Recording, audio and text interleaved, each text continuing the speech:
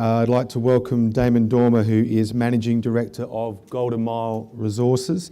Damon's going to talk to you about the Quicksilver Nickel Cobalt project, which is in Western Australia. Damon.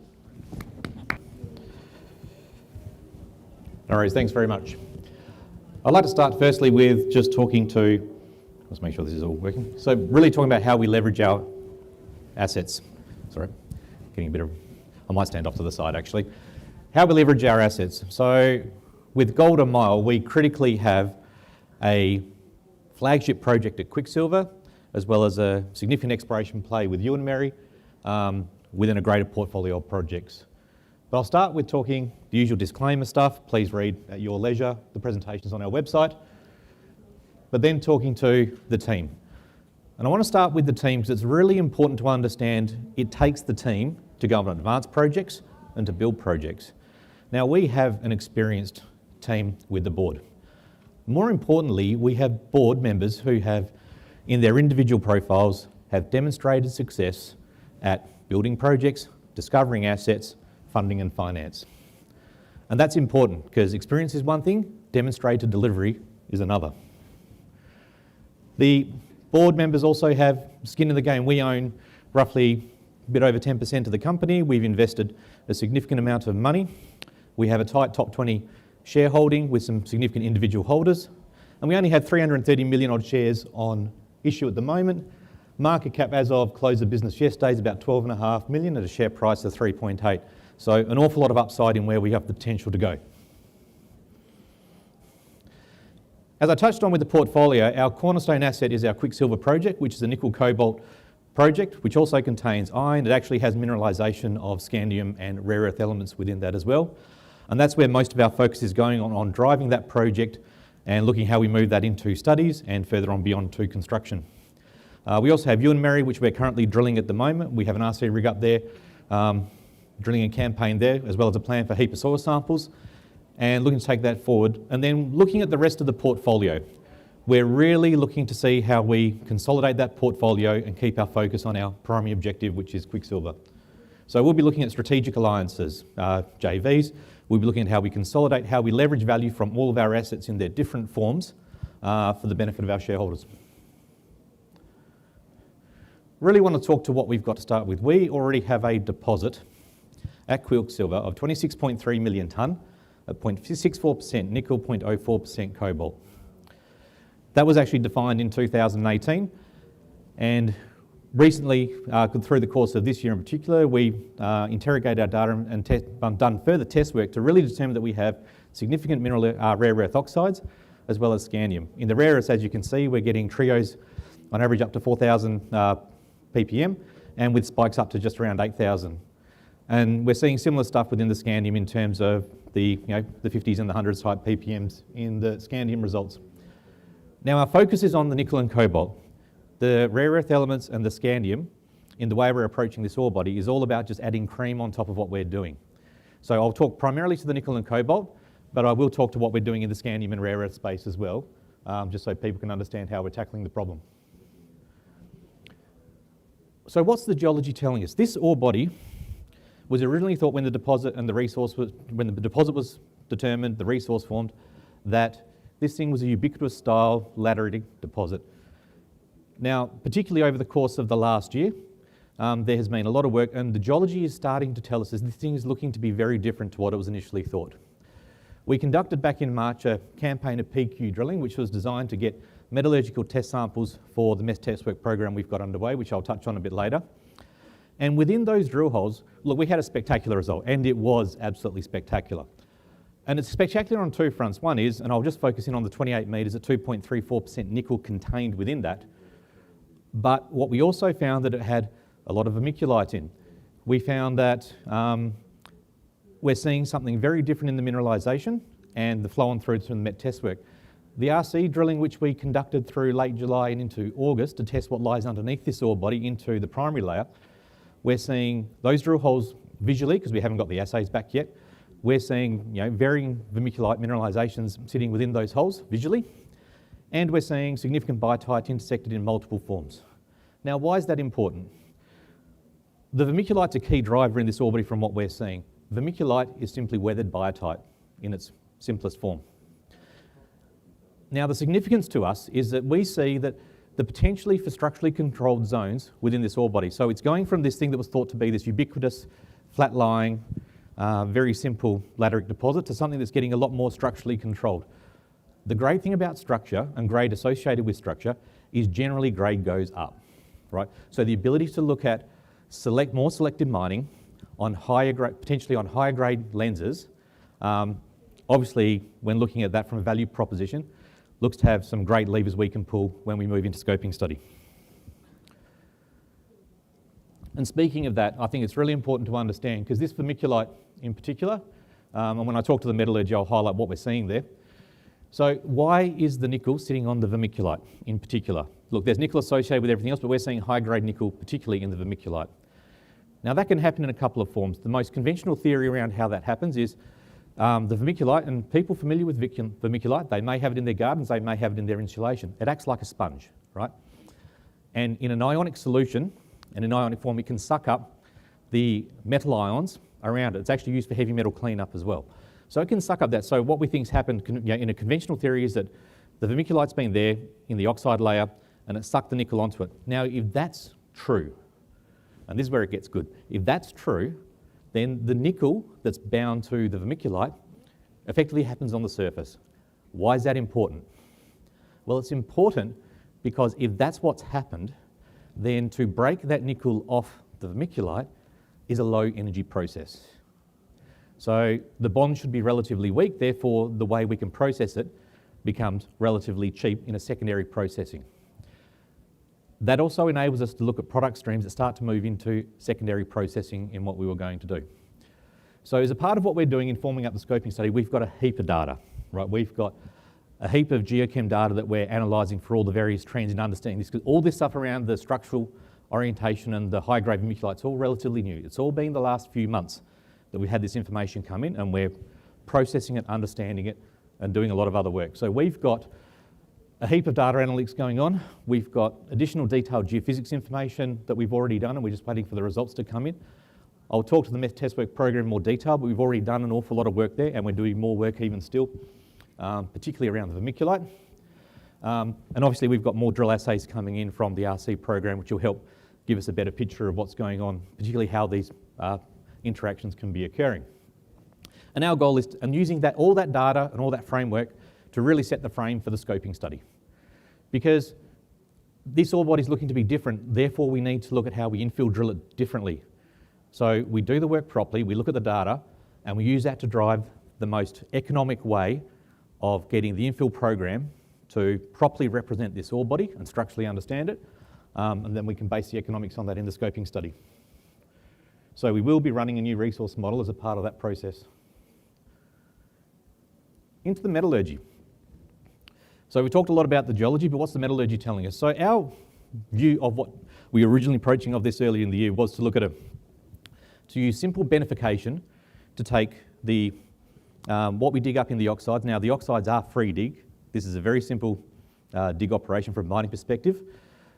And then simply using screening and scrubbing, magnetic separation, and some other mechanical processes, simply looking to beneficiate up into lower grade concentrates that we could then on-sell from it. So keeping our capital profile very cheap on the processing side and looking at then transporting those concentrates to market. The screening and scrubbing results have come back and demonstrated we're seeing upgrades of anywhere between 111 and 226%.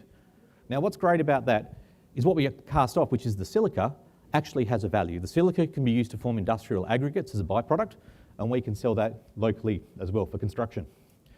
The mica concentrates, now these were hand prepared off the data so far, and with that we're seeing nickel grades in the mica, which is the vermiculite, sitting at between a bit over 2% to a bit over 3% on those two samples. And in the magnetic separation, we get to form a nice nickel iron chromium product, which actually has a nice, it almost becomes a very selective product for the stainless steel industry because the chromium is actually almost on spec already when we look at how much chromium we've got in there. So that's a separate process where we can generate another product.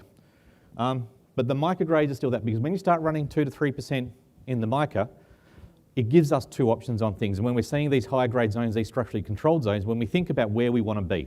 So we want to go and move this thing through its studies, construct it, build it. So then we have to think about, well, how do we pay for that? Now, grade gives us two distinct advantages within that micro in particular. So the grade gives us the potential to DSO some of the high grade to help fund the construction costs. Also, the grade, and particularly the way we can get to the vermiculite, allows us to really drive down the secondary processing options. And that's important because the secondary processing on at least one of our products allows us to look at them the potential of battery grade style nickel for sale, which obviously attracts a much higher price than what the cons will in that marketplace. So as we can see on the left, we've got a heap of test work underway. The vermiculite optimisation and characterisation is obviously a key part of that. But also, we're still looking at the concentrate work, because through the beneficiation system, we do want to see what the scandium concentrates up to now and what the rare earths concentrate up to. So what we're really interested in is what the multiplier effect is. So when we identify areas in the ore body which are high in these areas that we plan to mine, then we can look at what the uplift will be in those and where we can get them off, and then look at the value propositions that sit with them. But still, we've got a lot of work still in flight around all of this. We've got the primary work done, which we wanted to do, but certainly those secondary processing options we'll be conducting through September and October and into early November. In terms of what we've done so far this year, so I joined the company in February, and we've got through an awful lot. We've identified the rare earths and confirmed that within the resource envelope.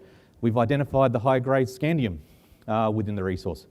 We collected 1.6 tonne of high-quality bulk sample from PQ diamond drilling, which we conducted over March and into early April. We commenced the critical met test work program. Now, we need the PQ drilling for that because the diamond drilling protects the structure of the ore body, and we need to test those mechanical properties, so we didn't want to damage that through RC, using RC or another style of drilling for that. So we've gone for the highest quality sample we can collect, on which we can base our analysis on, which should give us the best results we can have to analyse on when we move to business case.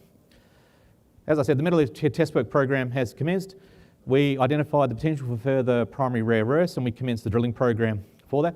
We had that spectacular nickel intercept, but more importantly, that nickel intercept has also driven us into a further direction of understanding this ore body, and which is more and more looks to be more and more different to what was originally thought. And when I say different, it's good different, right? If we've got the ability to look at higher grade structurally controlled, that is good. We've confirmed that we can cast off a lot of the silica and upgrade the nickel from our scrubbing circuit. And we completed the primary drill program in August that we're conducting there. That's just quicksilver. And as you can see from before, we've got an awful lot of work still that we're going to lead into and carry on between the met test work, moving into scoping study and all that. But I will just touch on Ewan Merry as well, because while quicksilver is our focus, we still want to keep advancing Ewan Merry as well and look at how we drive value there. So we've got an RC and soil sampling program underway at Ewan Merry. The drill is currently drilling up there. It's most of the way through the program, and we're seeing that we're also going to be conducting a soil sampling. So I'm a bit off, but I will lean over it. So you can see the 5 holes there, and then we're running a lot of soils, particularly down this, because this was what was newly identified back in May around Ewan Merry. We want to go to more detailed soil samples. Why? Because it costs less money to hone in and closely more define the potential targets, so we can be more selective in where we spend money in future. And I get asked a lot, how does Ewan Merry fit into the picture? Ewan Merry fits into the picture that we want to look at how we derive value from it. So we will look at how we look to monetize this over the next course of time. I won't ever say how long, but we'll look to drive value from this and look at how we can create that return for our shareholders. Because we're very close, and I say we're on the cusp of moving into scoping study, and then when we move into scoping study, an awful lot of our focus will be tied up there. And just to really wrap up, I just want to touch on, we are leveraged to a clean, sustainable future. I know it sometimes sounds like a catchphrase, but we have particularly our flagship project. It's a nickel cobalt project with mineralisation of scandium and rare earths. Now, I'm sure you've heard a lot about rare earths, maybe a bit less about scandium. Scandium is a metal that's used in all sorts of applications across hydrogen, electrification, lightweight alloys. It's a fantastic metal. But we've got 180 odd thousand tonne of contained metal in the known deposit. That has an in-ground value of over $5 billion at current market prices. We've got a very simple mine plan. It's a free dig. We're looking at our front end being a very simple beneficiation process, but I will highlight that what's come on recently is the potential for some secondary processing and upgrading. We're in a great location. We're just down from we're just near Lake Grace in Western Australia. We're 300 k's from here. Very well facilitated town, road access, 2 ports, all that great stuff. Really simple location to operate in. And we're very leveraged to not just the current demand on metals in the usages, but that whole electrification, decarbonisation process. But just to close, and really I'll bring it right back to the start. All of this is great, but you've got to have the team to do it. We've got the team, we've got the dichotomy of skill sets, we've got the demonstrated success, and we've got the drive. So, in a nutshell, we want to take this all the way through. Thanks very much.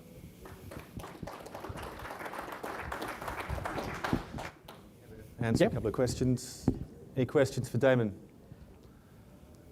I've got my usual question. We've heard a lot over the past, day and a bit now, around strategic interest. Obviously, you're fairly early stage still, but when you start to deliver those economic studies and you're thinking about financing, have you had much interest, or are you thinking about already the different strategic routes for such a critical minerals focused project? So the short answer is yes, we've thought about it and actually thought about it extensively. Okay. The reason I say that is that it's one thing to show economics, it's another thing of having a plan to build, right? Because the real world factors come into the plan to build. So what do I mean by that? So we want to look at our low risk, low capital options. So that drives the whole financing criteria around that. The more we understand this ore body, that will influence those decisions, because we could be in a much better position to part fund this ourselves, which is, to me, a critical upside of this project in particular. And keep that on the table, because we're not into this build it and they will come. Go try and build a $500 million or $1 billion plant, with a great asset, but you've still got to go borrow the money, or you've got to finance it. So our very much view is modular. We stage it. We look at how we build the profile up. We look at to self-fund where we can. Obviously, you still bring money in for that, but be very pragmatic about how we approach the whole thing and keep it, and really drive in, keep it simple. Okay. Thanks, Damon. Cheers. Thank you. Thank you. Cheers.